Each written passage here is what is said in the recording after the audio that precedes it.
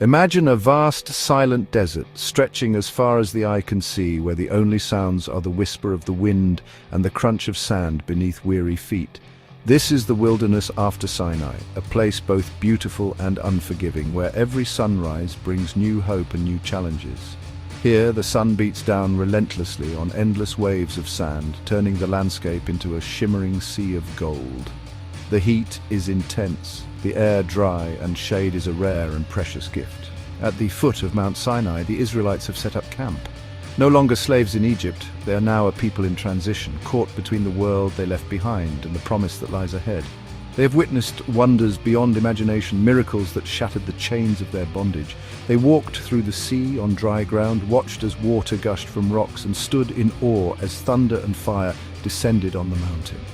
In the heart of their camp stands the tabernacle, a sacred tent built with their own hands, a visible sign of God's presence among them. Here they gather to worship, to seek guidance, and to remember who they are. They are a people suspended between a past of bondage and a future of promise, longing for a land flowing with milk and honey. The journey is not just about reaching a destination, but about becoming a people worthy of the promise. But the path forward leads through the wilderness, a place of testing, of learning, and of transformation. Here, they must learn what it means to be God's people. They are taught worship, the value of community, and the pursuit of holiness. Around their tents, they share meals, stories, and struggles. They learn to rely on one another, to forgive, and to hope together. In the desert, every day is a lesson in trust and perseverance, yet laws and rituals can only prepare them so much. The true test comes when they must step into the unknown, leaving behind the familiar and facing the uncertainty of what lies ahead. With Moses as their leader and God as their guide, the time comes to break camp and move forward. Each step away from Sinai is a step toward destiny, a journey of faith into the heart of the unknown. The book of Numbers captures this in-between time, a story woven with courage and fear, faith and doubt, obedience and rebellion. It is a record of a people learning to trust even when the way is hard. The Israelites stand on the edge of a new chapter, their hearts filled with anticipation and anxiety. The journey to the promised land is not measured in miles, but in moments of trust and surrender. In the desert, the non-essential is stripped away. They learn to depend on God for every need, manna for food, water from unexpected places, and guidance for each uncertain step. The wilderness is a crucible, shaping and refining them. Through hardship and hope, they are forged into a nation ready to inherit a kingdom, their identity rooted in faith and resilience. Their story in the book of Numbers is more than ancient history. It is a timeless journey of faith, reminding us that every wilderness can become a place of transformation and promise. The book of Numbers opens with a pivotal moment in Israel's journey, a divine command to Moses: count the people. This is not just a logistical task, but a sacred act, marking a new chapter in the story of God's people. This census is more than a head count, it's a declaration of belonging, a way to see each person as part of a greater whole. It's about identity and organization, about transforming a wandering crowd into a unified community with structure and purpose. God is forming his people into a nation, shaping them from scattered families into a single body, ready to fulfill a destiny. In this process, every person matters. No one is overlooked, no family forgotten. Each individual is counted, valued, and given a place. Each name in the census represents a life, a unique story, a thread in the tapestry of Israel's history. Behind every number is a family, parents, children, grandparents, each with hopes, struggles, and dreams for the future. The promises to Abraham, Isaac, and Jacob are being fulfilled before their eyes. What began as a single family has become a multitude, just as God had promised. By counting them, God affirms his covenant. He is not distant or forgetful, but intimately involved in the lives of his people. The census is a declaration. You are my people, and I am your God. It's a moment of reassurance and identity. The census transforms refugees into an ordered assembly, giving shape and meaning to their journey. The 12 tribes of Israel are named and counted, each tribe with its own place, its own banner, its own story. It tells a story of growth and transformation, of a people multiplying and expanding in the wilderness. From Jacob's small family, they have become a great nation, evidence of God's faithfulness through generations. The numbers are more than statistics. They are proof of God's blessing, a visible sign of his promises kept. Over 600,000 men of fighting age are counted, a staggering number for a people once enslaved and oppressed. This multitude is a living testament to God's promise and power, a nation ready to take its place in history. The census prepares them for the journey and battles ahead, equipping them for the challenges and victories to come. For the Israelites, it was a source of identity and encouragement, a reminder that they were not alone, but part of something much greater. They were part of a vast, chosen family, united by faith and purpose, bound together by God's promises. A holy nation with a divine mission, set apart to bring light and hope to the world. The book of Numbers is about a God who brings order out of chaos, who knows each of his people by name, and who always keeps his promises. After the census, a new chapter began for the Israelites as they prepared to journey through the wilderness. God gave Moses detailed instructions on how the camp should be arranged, emphasizing that every aspect of their lives was to be ordered according to his will.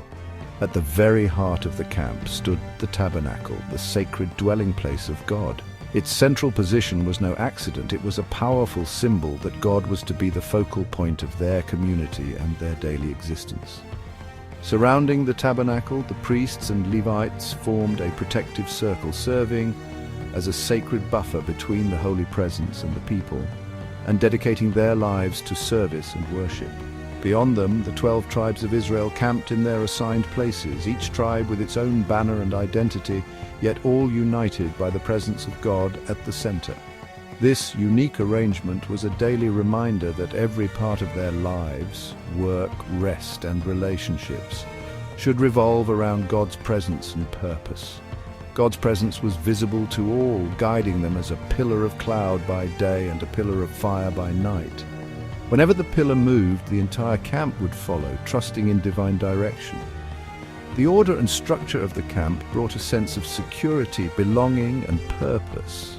With God as their fixed point, the Israelites found unity and hope even in the harsh desert. The lesson is timeless. When we keep God at the center of our lives, everything else finds its rightful place and chaos gives way to order. This ancient story reminds us that a life centered on God is a life marked by order, purpose, and the assurance of divine guidance, no matter where our journey leads. With the census complete, the journey to the Promised Land began. Excitement turned to complaint as hardships arose. The people grumbled about manna, longing for Egypt's food. Their complaints revealed a lack of trust in God's provision. At Kadesh Barnea, on the edge of the Promised Land, fear took hold. They hesitated, doubting God's power to overcome obstacles.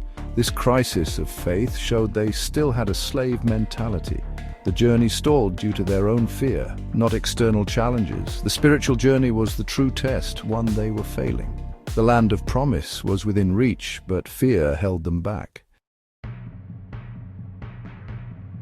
Moses sent 12 spies to explore Canaan. They returned with a report of a land flowing with milk and honey, but 10 spies focused on the challenges, spreading fear. They saw themselves as grasshoppers before giants. Joshua and Caleb, however, saw through faith, urging trust in God. The people chose fear, rejecting God's promise. They spoke of returning to Egypt, a collective rebellion. God declared this faithless generation would not enter the Promised Land. For 40 days of spying, they would wander 40 years. Only Joshua, Caleb, and the next generation would see the promise fulfilled. An entire generation was sentenced to wander the wilderness. This was both punishment and a time of transformation. The desert was a crucible, burning away a slave mentality. God provided daily, teaching dependence on him. Stories of rebellion and divine patience marked this time. Miracles of manna and water taught trust. A new generation raised in the wilderness was prepared for the promise. The desert was a classroom, not just a waiting room. The people complained again, and God sent venomous snakes. They confessed their sin, and God provided a remedy. Moses made a bronze serpent. Those who looked at it lived. This act of faith brought healing, a lesson in trust. The bronze serpent foreshadowed the cross, where faith brings salvation. God's mercy transformed symbols of sin into hope.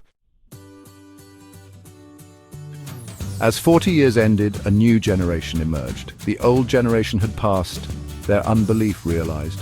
Only Joshua and Caleb remained from those who left Egypt. A second census marked a new beginning. God preserved his people, readying them for conquest. Moses, too, would not enter the promised land.